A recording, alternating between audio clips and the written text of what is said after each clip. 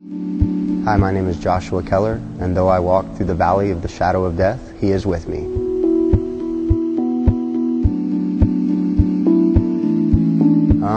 I guess from childhood, I had had a lot of people leave me in my life and left me not trusting anyone, and left me feeling like I was alone and there wasn't anywhere that I could turn.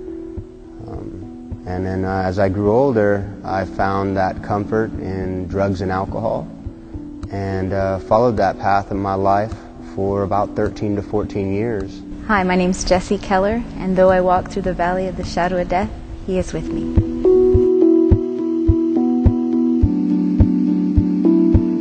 My husband and I met at a very critical time in my life. I was going through a drug addiction. I had a lot of hurt and anger and looking to drugs and alcohol to relieve that. I remember one morning waking up and looking in the mirror and thought that I was dead. Thought I saw death looking back at me. I left that area, and for some reason my feet just started walking. I prayed that God would be real to him and be real to me. And 4 days later, Joshua changed his life, and I knew that that was God. I was approached by someone that wanted to help me back.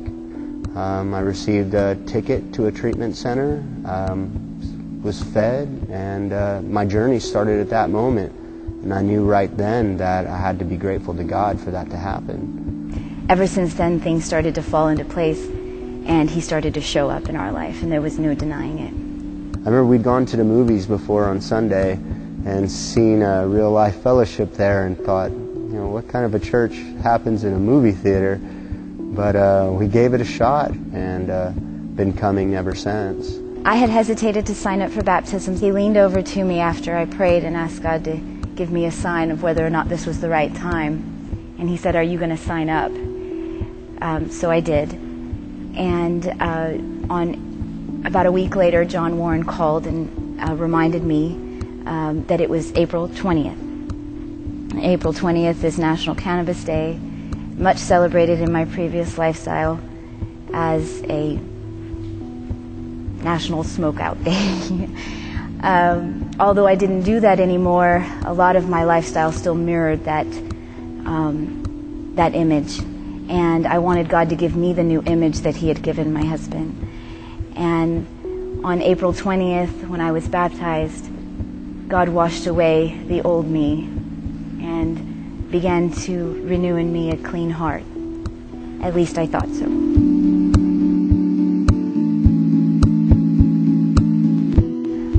Since I was baptized, I thought that things were going to start to become more uphill for us, or downhill for us.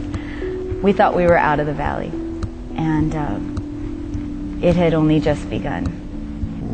I found myself in a position where, without even knowing it and without even asking for it, I was being placed in people's lives, and it seemed like I could handle that responsibility real well and try and help them through their own problems and their addictions and their spiritual turmoil.